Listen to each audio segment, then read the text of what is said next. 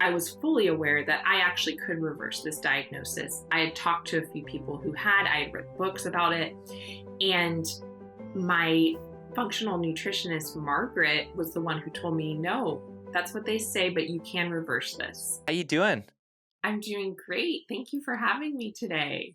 It's my pleasure, and we got a lot to get into, and I want to start out with your story, going all the way back to the beginning of that story. And that takes us all the way back to you being 4 or 5 years old. You developed this interest in baking. How did that start? Yes. So I have always been a hobby baker for as long as I know. Like since I was a little girl, I baked with my mom. Throughout school and college, I was always baking for friends and family. And so it really is like a lifelong passion of mine that's been turned into a career, but through a very interesting way, through a health journey, really. So it's a really fun story that I love sharing. And it really revolves around how my healing journey and love for baking collided. Well, we're going to get into that, but first let's build up to that a little bit and talk about growing up. I know you were one of 7 kids, Yes. and were you the only baker at all the kids, or did you have any other siblings that got into it with you? Yeah, I pretty much was the only baker. I think I got into it because my mom didn't bake too much. She like was very busy with other things, obviously. And so I would come home from school and feel like it was like my duty to make chocolate chip cookies for everyone. And so that's kind of how I really dove in head first is just I would learn recipes. I would read cookbooks, baking magazines, and really treated my siblings as like my little test kitchen when I was younger. So I have a lot of fun baking memories from when I was a kid. I'm sure they appreciated that. They sure do, and they still. I'm always the one that brings the baked goods to every party, and I'm like, are they tired of it at this point? But I don't think they are. And where do you fit into that 7 kids? Are you one of the younger ones, older? Yeah, so I am the third oldest, and I'm the oldest girl, and so I kind of feel like I had this I don't know, to some of my younger siblings, I had this kind of like motherly like duty with them. They were like born when I was, in third and fourth grade, my youngest siblings, and I treated them like my real life baby dolls. And I can remember when I would take care of them, I'd like bring them milk and cookies, do all these fun things with them, and that that really kind of fed some of my later passions in baking as well. And now that you're all grown up and so are the other kids, are you guys still close? Absolutely, yes. So uh, we all live in the Los Angeles area, which is very cool. And I see them all the time. And I feel really blessed to be close with them geographically, but also emotionally too. We talk all the time. And, I'm really blessed to have siblings that are my best friends, really.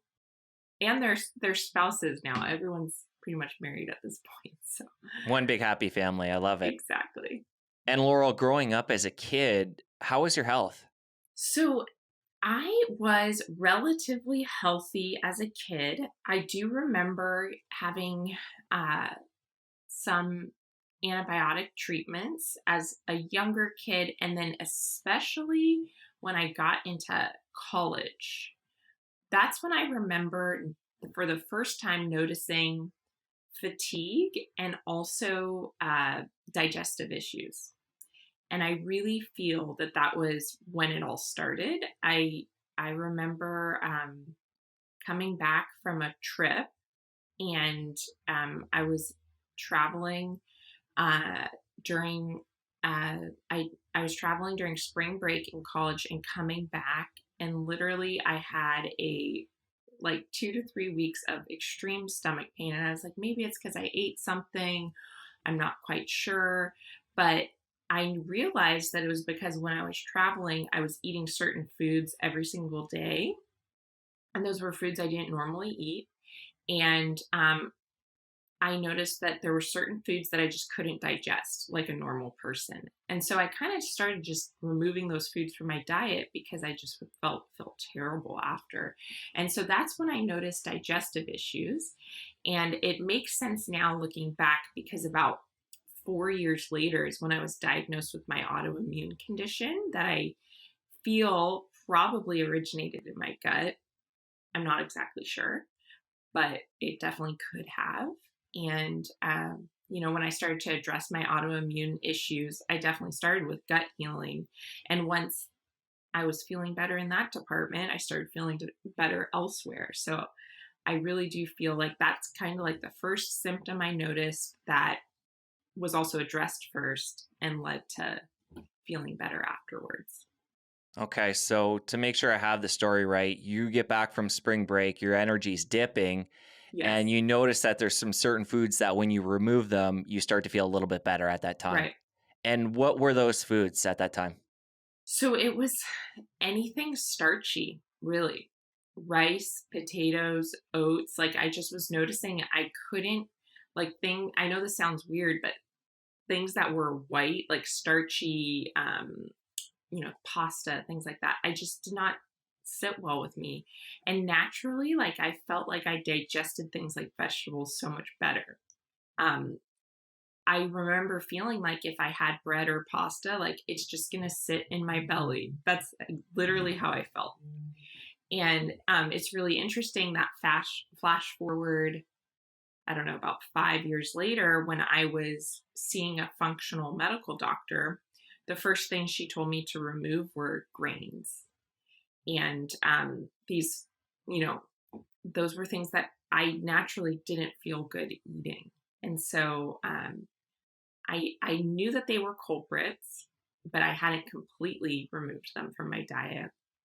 And then when I was told by my medical doctor to remove them, I just did it cold turkey and really started to feel better. So leading up to your symptoms beginning in college, were you a relatively healthy person? Like, did you make choices towards, eating whole foods and exercising and would you consider yourself healthy? Definitely. So I grew up, my dad is actually a heart doctor or cardiologist, and he very early on instilled like the link between health and diet early on, and would encourage us to have diets that were rich in olive oil as opposed to other saturated fats. And so in my head it was there. And we didn't have junk food growing up.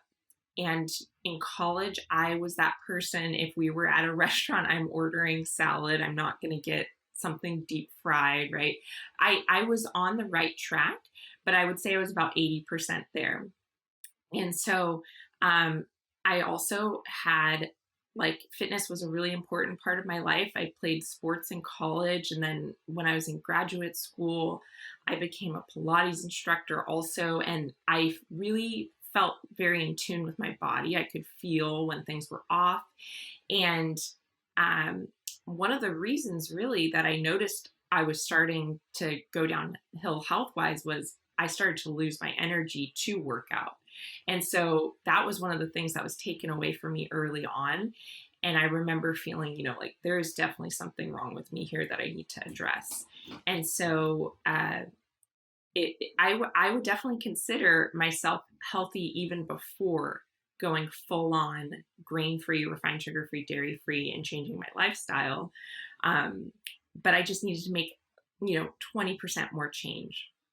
For example, like every morning for breakfast, I would, before my doctor told me to stay away from grains, I had sprouted Ezekiel 4-9 bread. I don't know if you know what that is. It's like this sprouted organic bread that's made with gluten and soy and these foods that I really shouldn't have been eating, but it was like the healthiest version of those if you could eat it, right? And there's plenty of people who can tolerate it and it's great for them. But for my autoimmune condition, that was a big no no. And so I was having that for breakfast every day. And so obviously I needed to remove that. And it made me feel like so much better. So, Laurel, it sounds like the seed for living a healthier lifestyle that you're living, even when you got sick, was planted by your dad, who you mentioned Yes. was a cardiologist. And Yes. it's interesting because it's not, so common that conventional doctors are into nutrition and into an alternative lifestyle. So, was that something he had known for a long time, or where did he pick that up? Yeah, so I really think that part of his practice, it was really interesting because diet was something he addressed with all of his patients, and I remember always hearing about it.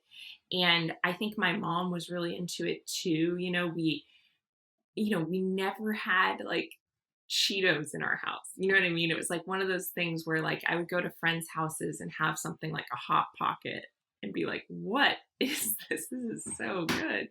But never see that at my house. And I really feel like they were kind of ahead of the game. This was in the 80s where when I was growing up that they were um feeding us really healthy food.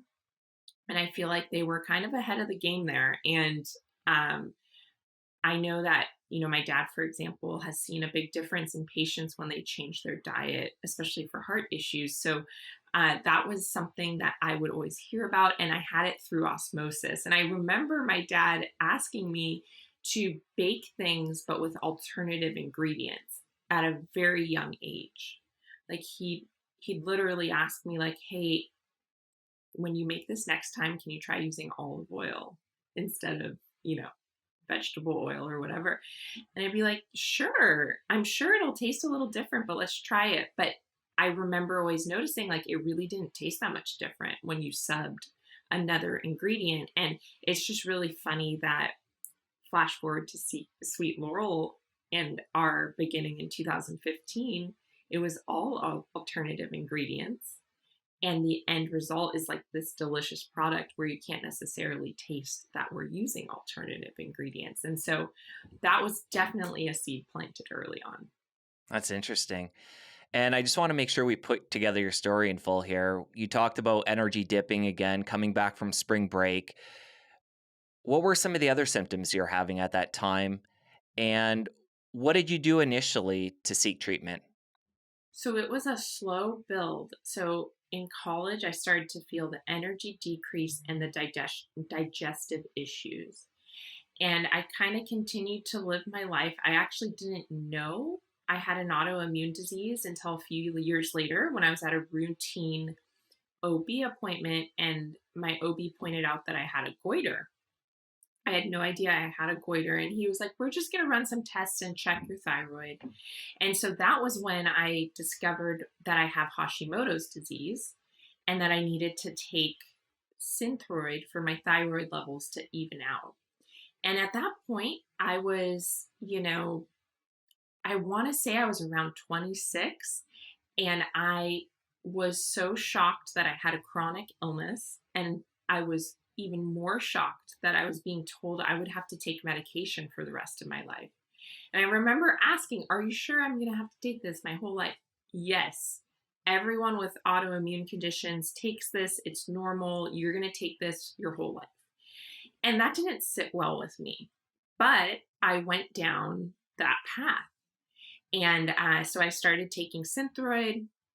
My only issues at that time were really energy loss, fatigue, digestive issues, and then obviously like the goiter.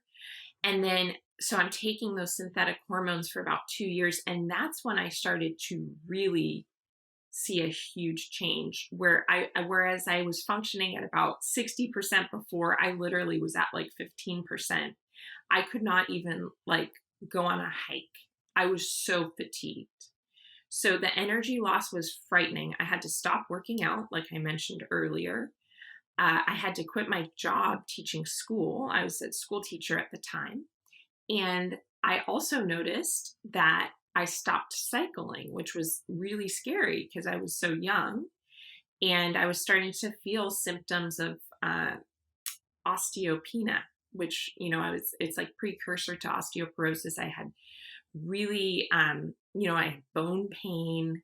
I was weak. I was tired all the time. And I was 27, 28. And I was like, this is so ridiculous.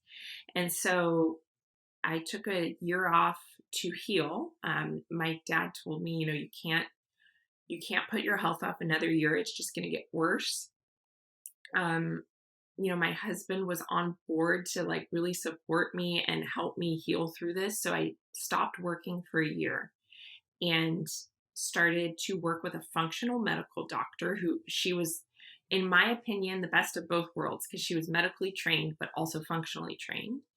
And she knew my health history.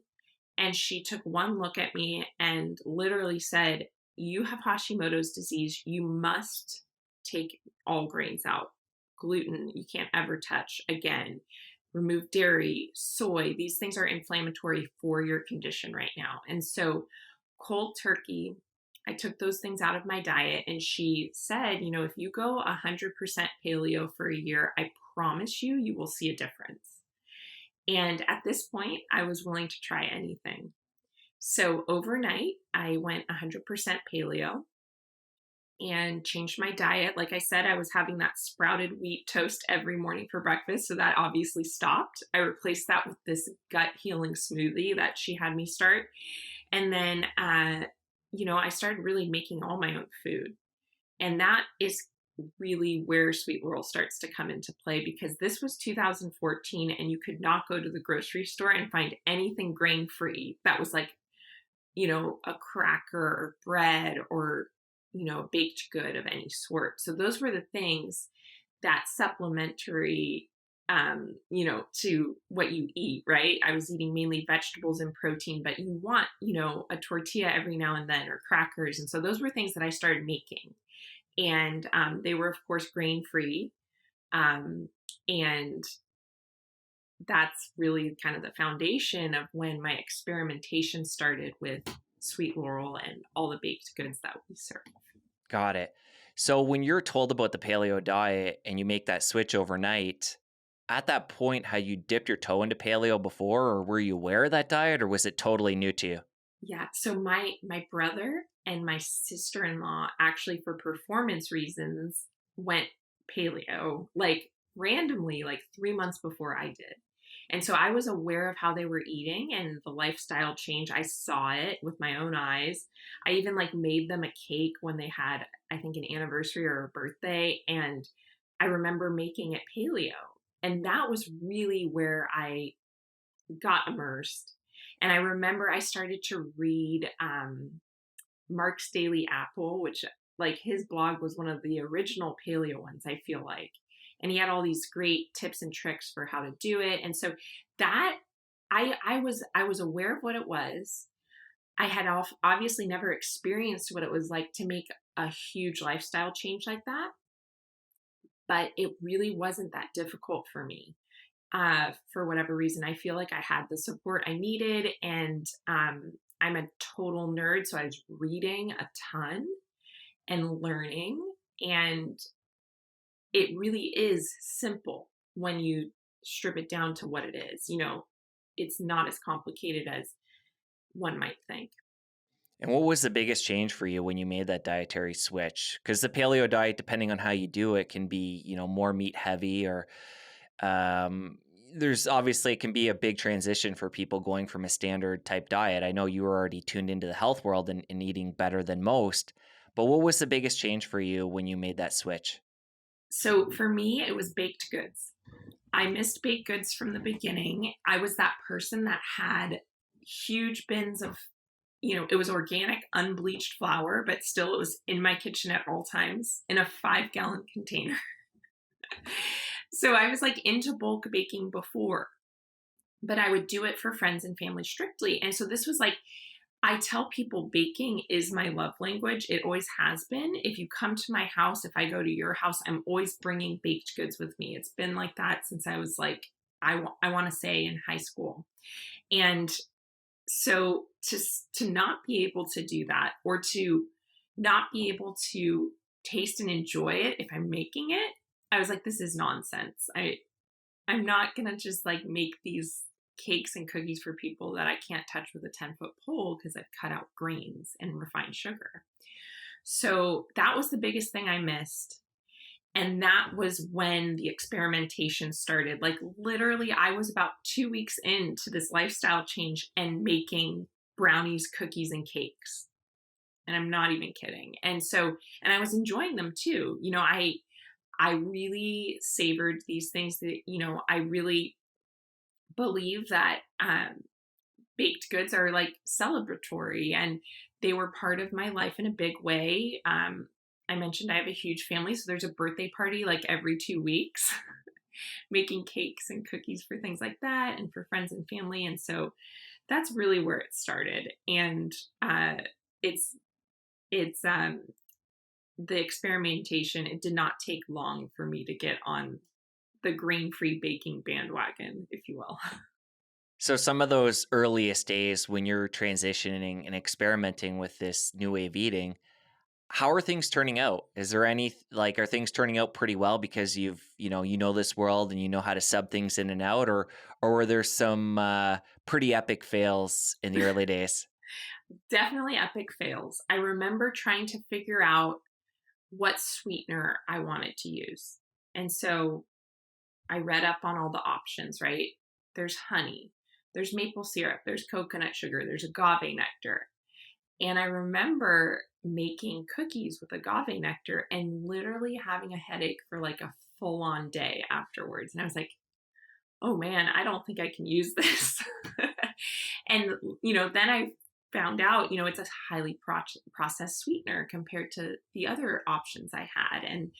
And whereas for some people, it's great because it doesn't spike your glycemic index as much as other options. For me, it was not great. So I was like, I'm not using agave nectar. And I landed on 100% maple syrup as my sweetener.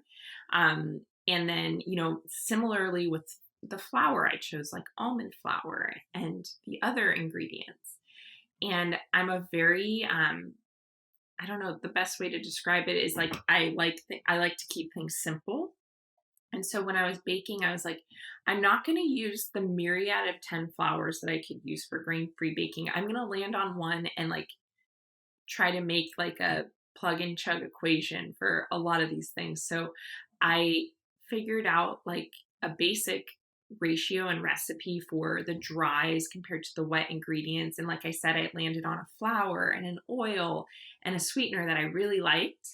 And so I basically, despite the failures, continued to do some like plug and chug into other ratios, and landed upon a really great cake base and cookie, and later on a brownie. And so the experimentation continued. And like I said, I'm a nerd, so I got really into it.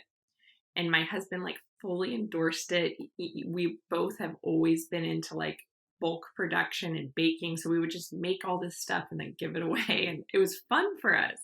And then one day, my best friend slash like we were my friend Claire and I had been friends for a while, bonded over several things, food being one of them, but also like a lot of our hobbies were similar. We're kind of like old ladies at heart, always watching old movies and whatnot.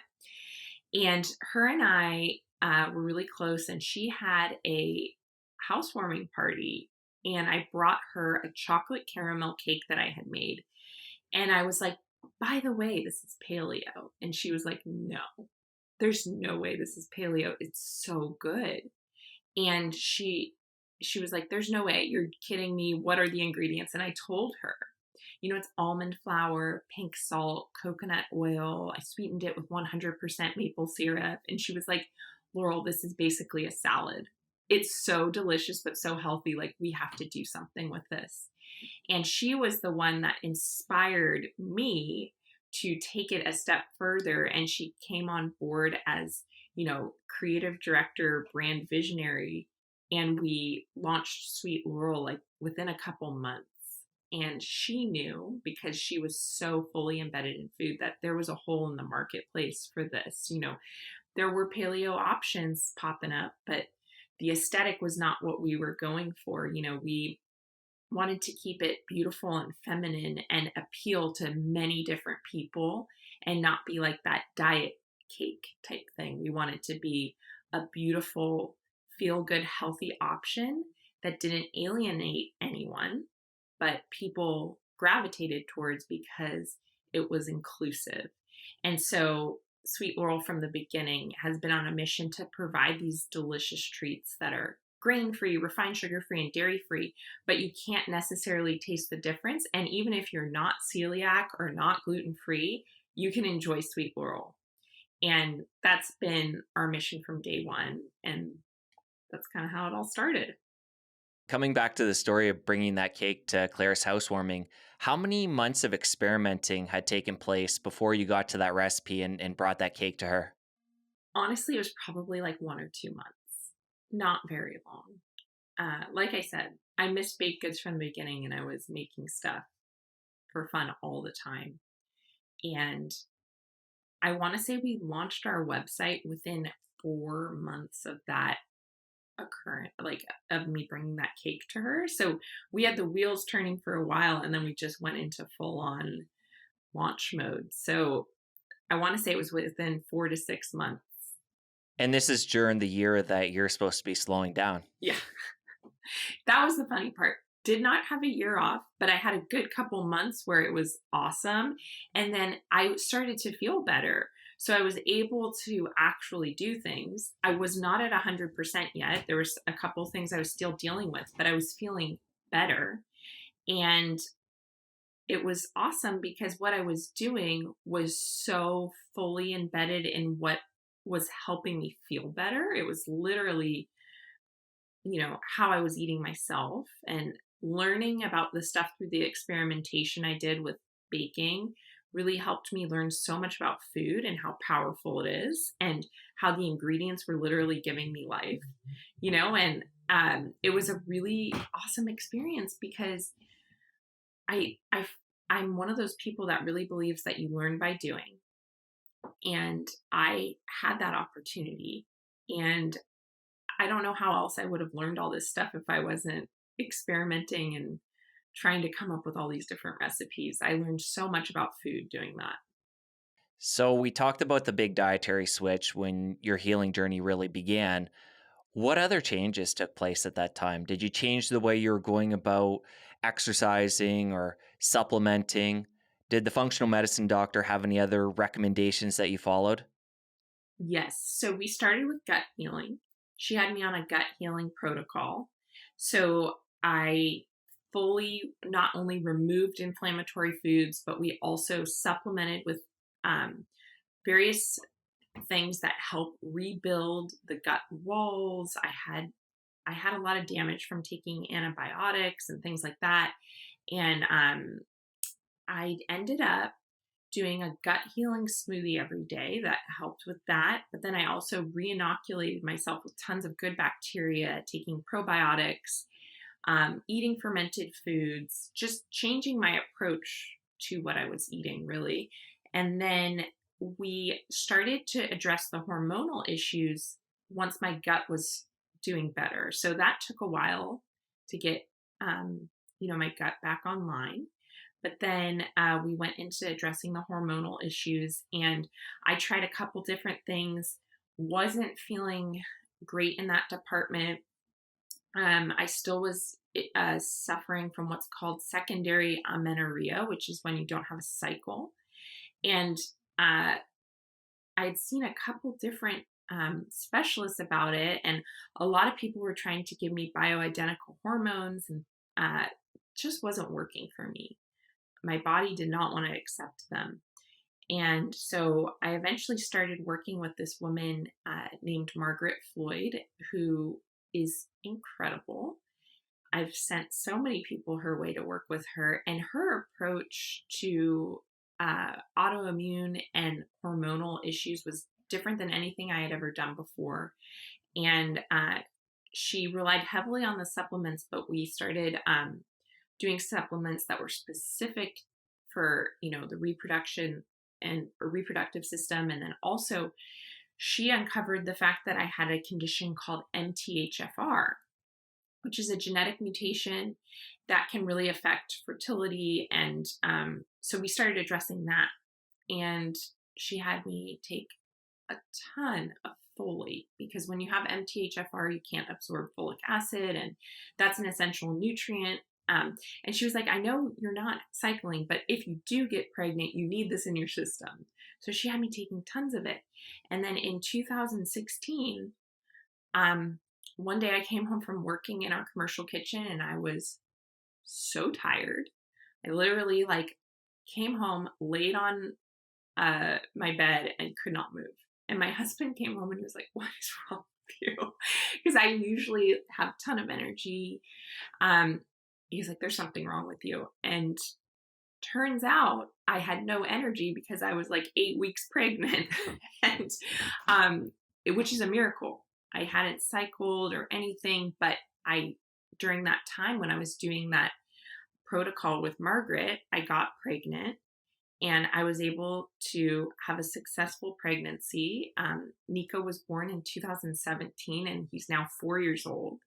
And so I call him the cherry on top of my healing journey, because to go from not cycling at all to being able to have a conceive and carry a child and give birth to a child and all that stuff, it was a miracle. And I didn't do any fertility treatments or anything like that. And I really thought I was going to have to get into that. And I feel really blessed that I was able to address it and nip it in the bud with a practitioner that really understood what I had going on. And I feel really blessed about that because, ever since that pregnancy, I've had a completely normal cycle and I've had a second baby now. And I feel like it kind of kicked things into gear for me. And, I get my blood drawn probably every 4 to 6 months, and we check all those thyroid hormones as well as those reproductive system hormones, and everything is normal. And that was not the case when I was first diagnosed and first healing. And so it's really come full circle. And I feel that it has everything to do with my lifestyle change and addressing the gut and the root cause of the issues I was experiencing and supplementing with things that were really helpful for my condition. That's such a beautiful story. And we've now talked about the dietary switch and the supplements. What about other changes in your lifestyle? Obviously, you slowed down, you took that year off and gave yourself somewhat of a break. I know things picked up quickly when you got into the paleo baking, and Claire, saw this opportunity for Sweet Laurel. But what other changes did you make? Did you do any more self-care? Did you change the way you were going about exercising? Just curious more on the lifestyle aspect and things that you did differently. Yes, so that's a great question. So it really was full circle. I had not only addressed diet and gut, like I mentioned, I really tried to lower the amount of stress I was experiencing and figure out how to handle stress. I I had I had been accustomed to dealing with high stress situations, and the way I handled them was probably not the best way. And so I learned certain things I could do to help with stress. And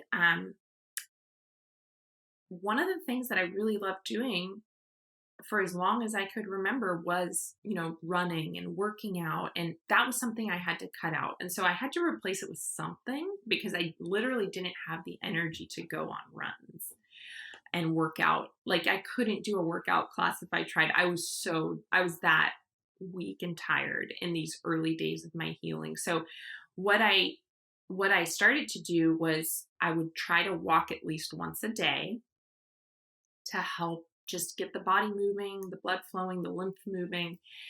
And then I went from being like someone who only did Pilates, I started to do gentle yoga, like a very gentle, like it was in no way a crazy like vinyasa flow, right? It was gentle. And that's at that time, that's what I needed. I was taking a couple yoga classes and learning just about breath work and how you can calm your body through breath work and things like that, that I just had never, coming from a background of like being more of an extreme athlete to doing something so gentle was very different for me, but it was so helpful because I just learned that there were ways you could handle stress that weren't, you know, that literally calmed you down. And so breath work was really important for me early on. And then later I started to get into other things that were helping in terms of like the self-care department. And with my MTHFR diagnosis, that's something where your lymph moves a little bit slower. So I needed to do things that helped with lymphatic flow. So I started to work on, lymphatic drainage, including like dry brushing and just types of movements and doing, you know, an Epsom salt bath every once in a while. And these things were really great because they were detoxifying, but also helping get things moving. And whereas before I relied on like fitness and running and things like that, I had to kind of look elsewhere. And those are things that I've kind of kept with me throughout the years that I really do help. I really feel manages stress. And so I try to, my life, it's not the same stressors right now, but it's different. I have two children and I'm running a business and I do need to de-stress at times. And so I figured out how to do that. And that's been a really important part of the healing journey because as you know, stress can be very toxic and really affect your body's ability to heal. And pivoting off the stress, coming back to your early diagnosis, and you mentioned taking Synthroid and how things actually just got worse and worse at that time. What was it like mentally for you at that time, where you get this diagnosis and you're feeling out of control and you're seeing everything just fall apart around you and relatively quickly. So talk about the mental aspect at that time. The mental aspect was hard, and that's something that a lot of people don't understand is part of a healing journey, I feel like, something that's not addressed. And so, first of all, the probably one of the harder things for me was being told that I would be on medication my whole life and that I had a chronic illness. I remember coming home from the doctor and crying and, you know, feeling very like I thought I was a healthy person, like it was a weird feeling being told that you have a chronic illness. I was shocked.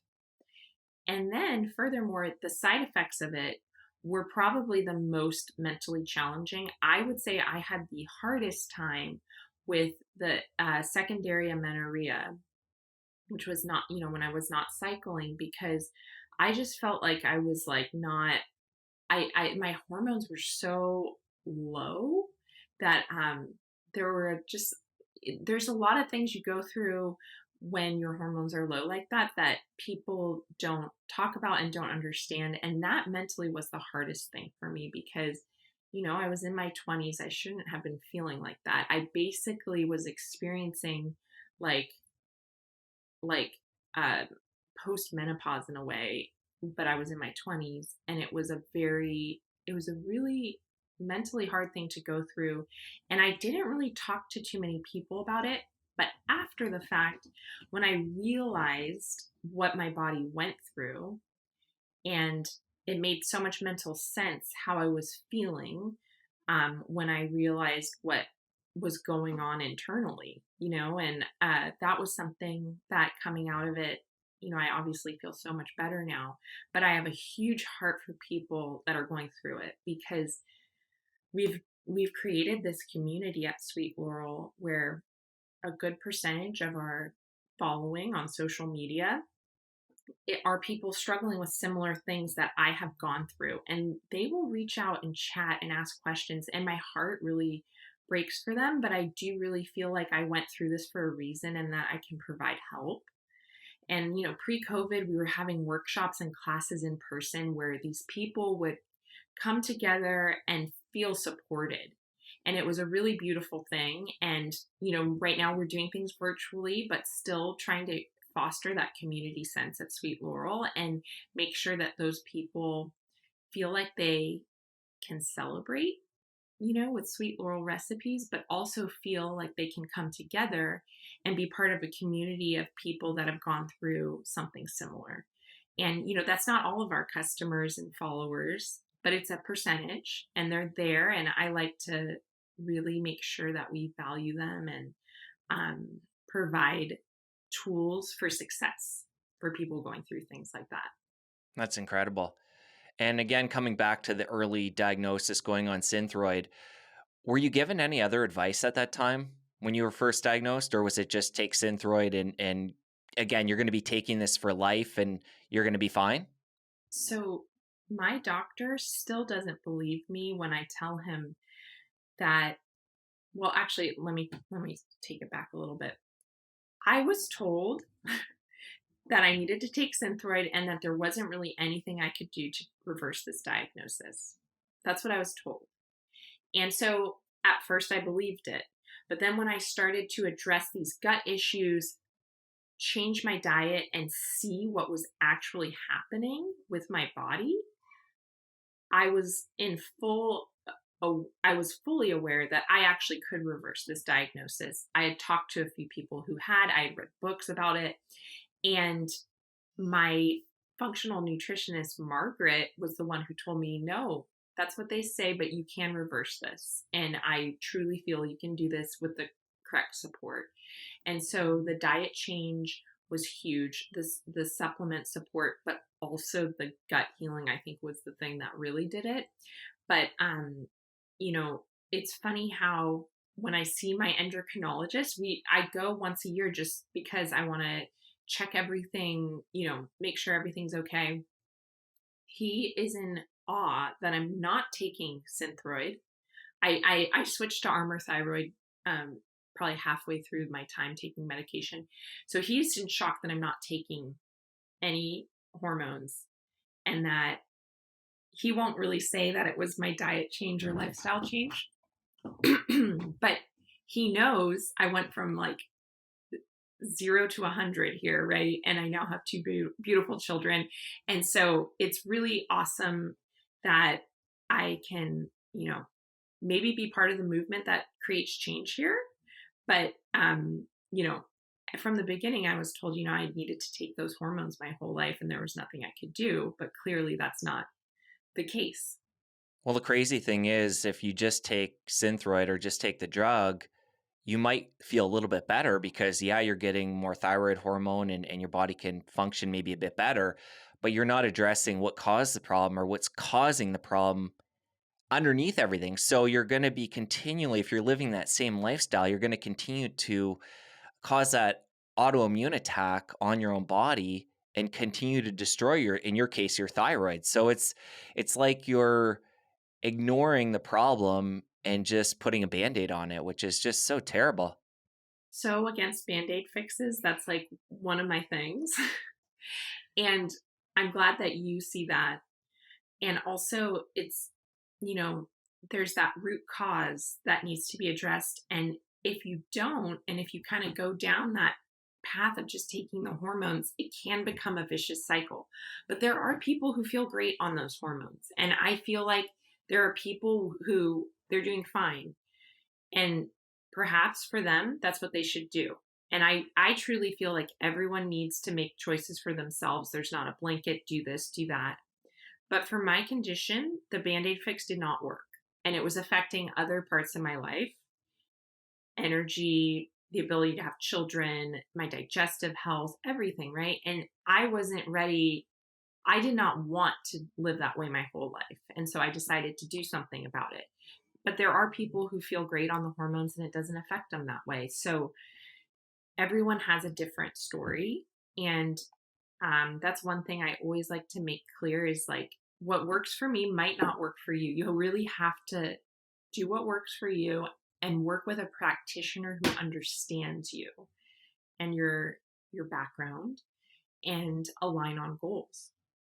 So you mentioned again taking Synthroid. I heard you say you switched that to Armour. Where are you at Yes. today? Are you on Armour or are you on any I type don't take of? anything. Yeah, no hormones. I briefly, for a hot second, took something, I think it was Armour, slightly when I was in my first trimester with my second because my TSH had gone way up. And so that happens in pregnancy and you really have to monitor it. But once I wrapped up that pregnancy, I stopped taking the thyroid hormone and I'm not taking anything now. Like I said, I worked with a practitioner very closely to wean myself off of it. It was not a cold turkey thing. She was supplementing various other things with me when I did it. And you really do have to be careful because it can affect things. But right now, I literally don't take any hormones. I'm taking like an awesome slew of postnatal vitamins because I'm still nursing my baby and I have to, you know, address the nutrient deficiency that you get when you are pregnant and breastfeed. So I'm taking lots of supplements for that, but I am not taking any hormones for my thyroid. And have you had any recent look from blood work at your antibody levels for thyroid? Yes. So I get them checked every 4 to 6 months and they are always negative now. Whereas before they were in like the 200s and 300s, I feel like. And I do that every 4 to 6 months out of precaution. I also get my thyroid levels checked, T4, T3, TSH. And then I get, all my other hormones checked also. And they have been normal. And I feel very blessed because being a postpartum mom, especially, you have to really monitor that. And that's something where I've never relapsed into my autoimmune issues during pregnancy or after thus far. And right now I have a 15-month-old. He, you know, I felt great postpartum. I still feel great. I've had some other health things come up that aren't related to my autoimmune. Like I was in a car accident affecting my neck. I got stung by like 7 bees at one time. So I've had like these random things happen to me that have affected my well being. But like right now, everything related to my thyroid and my hormones are completely normal and I feel great. Wow. So happy for you. And Yes, I'm I'm curious, delighted. yeah, as you should be. I'm curious, throughout your dietary evolution, have you ever played around with the AIP diet? Because I know part of, Yes. what's included in your recipes and the way you live is eggs and chocolate. And these are things that And aren't nuts. part of the AIP. Yeah, Yeah. exactly. And nuts too. So talk about if that's been part of your story. And if not, I guess maybe it's just because your diets work for you without needing to go that far. But I'm just curious on your experience with that. So I did AIP for probably 3 months. And I found that I was not reacting to the eggs and the nuts. So I went ahead and started to reincorporate them. And the AIP was a fun one for me because my husband did it with me. And he's 80/20. He eats paleo 80% of the time, 20% of the time he'll eat whatever. And he doesn't have any dietary restrictions. He feels fine usually after eating various things. So he does it for camaraderie's sake, right? And he feels great, right? But he did AIP with me and it like rocked him. And I think it's because for some people, it can be such a crazy change that it's incredibly detoxifying. And so for him, it was like a really crazy experience. Whereas for me, my body kind of acted the same because I don't think I was reacting to any of those things that I think like nightshades maybe. Like I still don't feel great on nightshades, but eggs and nuts and chocolates have always sat well with me. um, and I'm super blessed in that department because we have customers who are doing AIP, we have customers who are doing the FODMAP and like the SCD diet, and so we really try to have something for everyone because I know what it's like to be that there and not be able to have anything. So we want to make sure that we cater, like we have nut-free items and various, like we have an option to honey sweeten our cakes if you're on the SCD diet. So like there's we want to make sure we have stuff for everyone, but AIP was one I did didn't really feel a difference.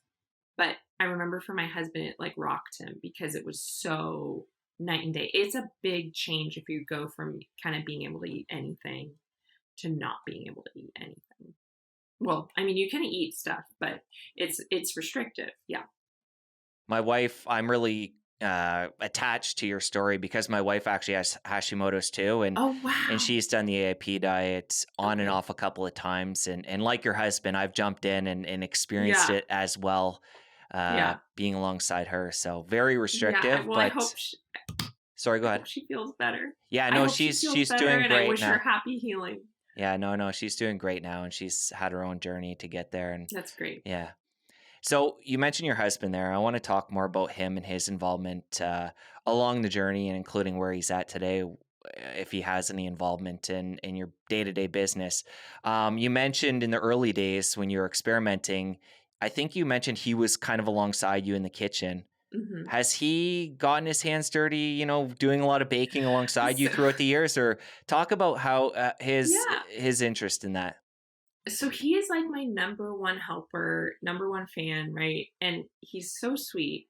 And while he has his own completely outside of Sweet Laurel full time job that he thrives in, he helps me a lot. And I really feel like, I don't know, him and I are both really into certain things. Like, this was years before starting Sweet Laurel, but at our wedding, we made banana bread for every single guest as a party favor. We were like into bulk baking and making things together from the beginning. You know, we'd always make jam for like all of our friends and family and just do things like that.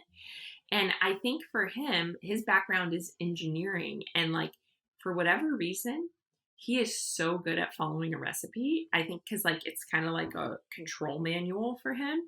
And so I have numerous times like just handed him a recipe and be like, "Can you make this?" And he'll just make it because he follows directions to a T. And it's funny how some people are really good with recipes, some people aren't. I tell people all the time that baking is reading comprehension. As a former school teacher, I truly feel this. If you can if you can comprehend what you are reading, you will have such an easier time making a recipe. And Sweet Laurel recipes are already very simple compared to regular baking, but still it's reading comprehension. And so he's really good at following recipes and directions, and he enjoys Sweet Laurel. He really enjoys the baked goods, and I would say he's great because while Claire, my partner, is kind of the she's like the she has like that we have to keep this product delicious. We don't want it to feel like it's gluten free or dairy free. It's got to be decadent, delicious, all the things, have the right texture. It has to taste like what it is. My husband is also kind of like a very picky texture snob, also in a way. So we have all these people that their opinions really matter. Whereas, like for banana bread, for example, my husband is like, the banana bread needs to be like somewhat mushy in texture and like super like amazing in that way.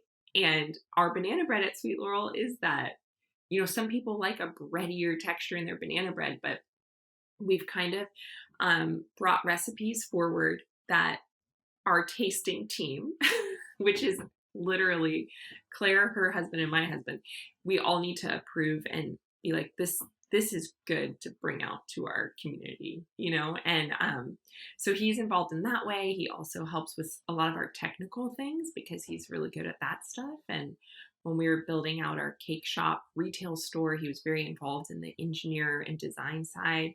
So, he definitely has his place at Sweet Laurel, but he still has his full-time thing that he does, but he helps me a lot when he's not working. So it's been a great partnership, and um, just that moral support is really the most important thing. And do you think over the years, as your business continues to grow and there's new avenues, would he ever consider, jumping on full time with Sweet Laurel, or taking on more of a role, or is that still That to would be be the determined? dream. Yeah. Yeah. Claire and I talk about this all the time. Like, if we could make that our full time with and bring our husbands on board, it would be so much fun. And that would be amazing. So it just depends where we head, the direction we go in. Um, but I think it would be really fun. But he's definitely thriving in what he does with engineering and design, and so that's something he loves doing. But there are things at Sweet Laurel that he could do too. So we'll see. Time will tell. I like Yeah, that. So I want to talk about naming of Sweet Laurel. It's obviously your first cookbook is all sweets and your name's Laurel. It's a pretty obvious name. yeah. But with your business partner, Claire, how did you guys decide to take that avenue and put it under your name? Or how did the name become that way? Yeah, so it was interesting. We had so many options that we kind of put forward, and Claire is like a genius when it comes to telling a story and creating brand experience. And she basically, we sat down and we came up with like a list of 10 names. And she was like, let's put this out to like our group of mentors and friends and see what people vote on. And Sweet Laurel was the one that I didn't like. It was like the only one I crossed out. I was like, I don't want my name connected with it. Like, let's do this, that, or the other thing. And the other names were, now that we look at the list, they were like very lame, but we put them out there. And every one of our mentors and friends came back with Sweet Laurel unanimously being the name. And I think that was because they understood that the story was connected. So that was an important part. It really was founded upon my story and my healing journey. And also that connection people feel when they understand that there is a story behind the brand. And that's something that makes Sweet Laurel different than a lot of other bakeries is there's that story and there's that community that we foster here. And that's why we landed on that name. And I remember kind of not wanting it to be because I was resisting it. But now I realize that people feel more connected with it when they know that there's a story and the community attached to it. That's probably I'm just I can giving a repeat second that case. part. No, no, that's fine. I just wanted to see if they're gonna come. Your kids are gonna come Yeah, through. no, they're like on the other side of the Oh, house. okay, cool. So, Laurel, how far along the journey after Sweet Laurel began did you really realize you were onto something? Things picked up momentum, and you realized, this is something that's going to be big. This is what I'm going to do. That's a great question. So uh, Claire always had that big picture vision where I was always like, I don't know, like, really, do you really think people are going to be into this? And we started doing workshops and classes. We didn't even sell cake. We literally we would offer these healing through food workshops. We would do baking workshops, and people would come. And like I said earlier, we had this sense of community, and people really loved it and felt connected to the brand. And then eventually we started selling cake on our website, just local to Los Angeles. And it kind of had this secret garden feel because you kind of had to be in the know to know even how to get your hands on it. And when we saw that it was being picked up by so many influential people in LA, and then they were kind of grassroots sharing it with everyone, um, these people were our original supporters. They still are our top customers. And we saw we had something special when we had various, like I said earlier, influential people, celebrities, business owners that, have incredibly successful businesses loving Sweet Laurel. We were like, we need to do something with this. We launched our website, we launched our wholesale business. And I think the momentum that we had in that first year was like a fire starter for us because we weren't sure at the beginning what people were going to gravitate to. And then when we saw that there was like this sense of community that was forming at Sweet Laurel, we knew that we could take this brand places. And every year we've kind of added another tier to our business, and we're really hopeful for continued growth, and we've been really blessed so far, and we know that, and we're confident that we can continue to grow in the future, and that's something that's very exciting for us. And how has the last year and a bit with the pandemic affected, the direction of the business and how things have gone? Yes, so it's been a hard last 12 months 12 to 15 months. It's not been easy. We've learned a lot. We've had to do some quick pivots. We've had to be flexible, but we've been blessed in that we've been continually growing through this time. And I know a lot of people can't say that. And I know that for us, we were in a good spot when the pandemic hit because we already had an in place e commerce platform, social media platform, community in place. And we were able to really hit that hard. And, whereas we were planning to open more retail stores in 2020, that was something we quickly decided not to do. And we focused in 2020 on our e-commerce platform and getting that out there. And now we're focusing more on our wholesale and CPG line as well as our e-commerce platform. So we were able to pivot and change. And we're super blessed because our community came along with us too. And it's growing. That's amazing. And do you kind of have an end goal of where you and Claire want to get with this whole thing? Like, because it's so easy with any business that's successful, like what you guys are doing, to keep seeing new opportunities and potential for growth. But that can lead down a path of potential burnout and Yes. growing too fast or growing too big beyond what you want to do. Like, I know with what I do with the show here, like I have a goal of where I want to get things, and I don't necessarily want it just to be constant exponential growth because I want to live a certain lifestyle and I want this to fit within that lifestyle. So I'm curious for you, is that something that you guys have thought of and have to balance as things pick up steam and grow?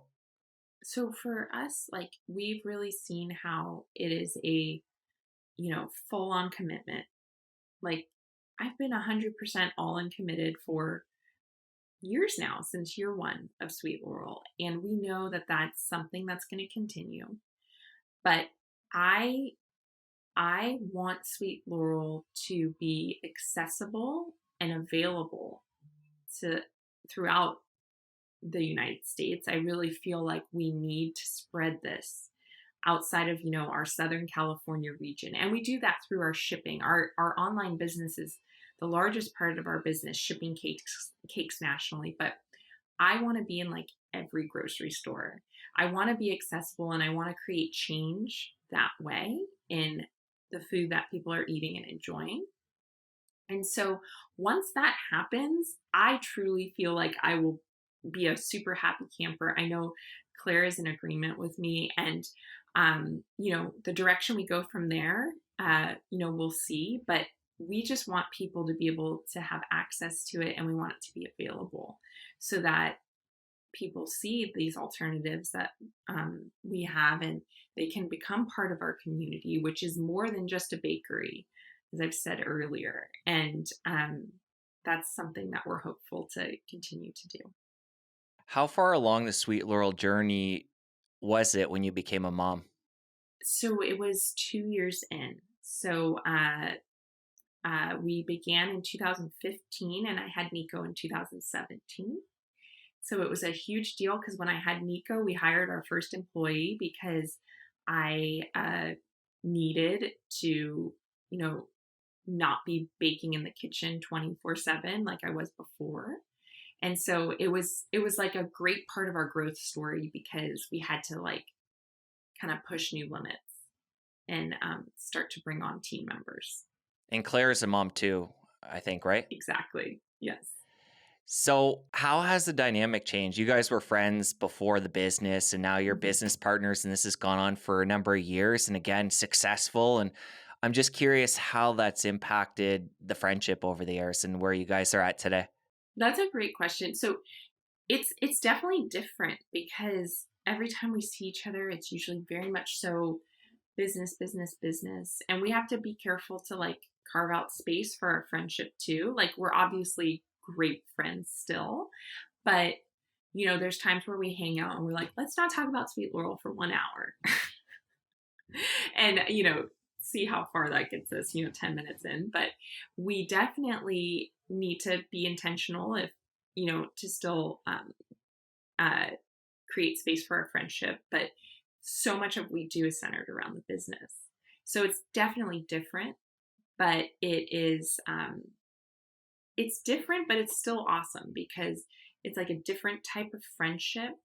But because we have that trust between us, it's also so much better to run a business with someone like that because there's that level of trust and friendship base. And at this point, is there any outside investors or is it just you two? Not at this time. So we're actually in the middle of a fundraising round, our first ever. And so we're going to be entering into that echelon soon. But right now, it's just the two of us. Nice. Well, good luck with that. When is that happening? It's pretty much in progress right now. Actually, we're talking to some people, and we're hopeful. It's all going to be geared towards this next stage of growth and launching our CPG line in grocery stores and some internal infrastructures that's going to feed our growth also. So we're really excited about it. You recently launched a second book, Sweet Mhm. Laurel Savory. How has the response to that been? So people are loving it. I feel like we have so many super fans for our first cookbook, and it was the natural transition after having a book that's all sweets to have something that's meal driven. And so our community is loving it. At the end of the day, you can't just eat cookie dough all day. You need some sustenance and food, right? So we make sure that this book is just filled with so many nourishing, delicious items and staples too. There's like a perfect sandwich bread and the most delicious tortillas and like crackers and bagels and pizza dough and like basics that you can create so many different things with. And then the whole second half of the book is putting it all together in these gorgeous meals. So there really is something for everyone in the new book. And I feel like our community is loving it. That's great. And I know one of your hobbies is gardening. I'm Yes. curious how much of a role that plays in your day to day. And are you incorporating a lot of that into the recipes you're making? Yes, so gardening is been such a centering thing for me lately, just a great way to get outside and do something off your computer where you're enjoying nature. It's been so amazing in that regard, but also my obsession with learning about food really does start in the garden. And there's so much that you can learn there about food. And we're just having so much fun. We have all these raised beds that we're cultivating and learning so much about ecosystem and just how it all works with plants. It's been really fun. It's been great for our kids. They love it. They garden with us all the time, and it's been an incredible experience because while there's also part of Sweet Laurel that's into edible flowers and decorating cakes with beauty, I've been able to grow them at my house and really experiment with different types of edible flowers and then also vegetables and fruits also. And it's just been the best and has helped me so much in kind of trying to balance out my life in terms of like doing something that isn't inadvertently working 24/7, but it's like something fun that the whole family can do where you're out in nature and like enjoying just life. It's been an incredible experience. I love it too. And you have such a great growing season, I'm sure, in Southern California. We are so blessed. Like we pretty much can do whatever we want here. It breaks all the rules. That's so incredible. Like I had tomatoes all winter, and I know a lot of people like don't like me for that, but And we did. tomatoes are one of those things when you grow them yourself, like they taste so much better. They really do. They really do. Did you garden growing up or was this a newer hobby for you? So my dad kept a garden throughout our childhood. We had an in-ground plot in the back of our backyard, and I just remember every Saturday we'd go out there and garden, and it was really fun. And every Saturday, I feel like we went to the nursery. It was like part of what we did and get plants and seeds and stuff. And I feel like that's probably why I love gardening so much. It had a lot to do with my childhood and growing our own food. We certainly didn't grow all of our own food, but it was like we learned about growing food. And that was something that was really fun. And I remember, growing carrots, potatoes, watermelon, strawberries, and just like all those things that it's really fascinating to see as a child. And most likely that's probably why I'm so into it. That makes sense. And you mentioned that you were a teacher before. I'm curious, was it hard for you to leave that profession? Was that a real passion of yours? And I know you mentioned earlier too that you've taught workshops, and obviously you have a community and you're teaching through your book. So you're getting to still, dabble in that. But was it hard for you to leave that profession? So it really it was hard. Education is like my passion, but it's so full circle because we've made Sweet Laurel's foundation education. Like I said, we have this incredible community that comes together through that ethos of healing through food that I've lived through and I now love to share with people. And that's really what our workshops and classes are all about. And so, in a way, it's been full circle. I'm back to educating and inspiring people, which is my favorite thing to do. But it's just a different medium. It's more food and healing and baking and enjoying food. Whereas before it was like very educational and, history, math, science. This is like a different form of education. And it's literally the best of both worlds because it's my two passions colliding. That's what I was going to say. Best of both worlds. And what grade did you teach before? So my first year of teaching was high school and I taught history. And then my second job was in elementary school and I taught kindergarten through fourth grade, just different subjects and classes and figured out that I was always bringing food into the classroom somehow, whether it was cooking or baking or whatever. And so it's funny how like things happen for a reason, but uh, both things hold such like education and food. They're both such special, important things to me. And I knew when I was teaching that I probably wasn't going to be doing like classroom teaching my whole life. I knew there was something, and it's funny how I was dabbling in baking at the time and all those things, and it's funny how it's come full circle. And I know your younger son's only 15 months old, but your oldest son, what's his involvement in the kitchen with you? Does he take an interest in helping mommy and getting his hands dirty? Absolutely. So if I am in my kitchen and not my commercial kitchen, my home kitchen, we don't bring him to the commercial kitchen for various reasons. But when I'm in my home kitchen, if I like pull out a bowl, he like grabs his stool, he grabs a whisk, a spatula, and he's like there. He loves being part of it and he loves participating. He bakes with me all the time. He cooks dinner with me all the time. So he's into it. And it's funny because he like understands so much about baking that I feel like most 4-year-olds don't, but he's really good at it and it's great for his motor skills and like his he's learning so much through it. I feel like it's like a great activity, a great extracurricular activity to supplement you know the learning process of a 4-year-old, so it's been a lot of fun. And you mentioned the kids like the gardening too, so they get to be part of the full circle, and that's Exactly. so great. Well, Laurel, I really enjoyed our conversation, getting to know you a little bit better. And like I mentioned earlier, you have your new book out, Sweet Laurel Savory. Yes. Other than listeners getting a copy of that, how can they connect with you after the show? Yes. So they can follow us on Instagram at Sweet Laurel Bakery. That's our beautiful community that we've created for all of our people that love all things grain free, refined sugar free, dairy free, but also that education background of healing through food and just overall well being. And then we have a blog also. Which is on our website at sweetlaurel.com. On sweetlaurel.com, you can get all of our products. You can ship yourself a cake nationally. We have cookie dough, vanilla extract, and then we also have a link to our blog, which is filled with delicious recipes. Um, and you can follow me along personally on Instagram. I'm at Laurel Gallucci, and there you kind of see some back behind the scenes Sweet Laurel stuff. But it's really fun, and yeah, All right, love to Laurel. connect with you all. It's all going to be linked up in the show notes. Again, really enjoyed our conversation. So happy for you where you've come from and where you're at in your health journey.